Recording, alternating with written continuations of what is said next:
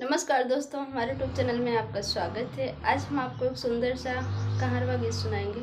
यह गीत आपको कैसा लगे, जैसा भी हो अपनी राय कमेंट में ज़रूर देना। कामवा करत दुबराई गइले, कामवा करत दुबराई गइले, सुन भौजी मोर ससुइया लगाई दिहले, सुन भौजी मोर ससुइया लगाई दिहले। कामवा करत दुबराई गइले, कामवा करत दुबराई गइले, सुन भौजी मोर ससुइया लगाई दिहले।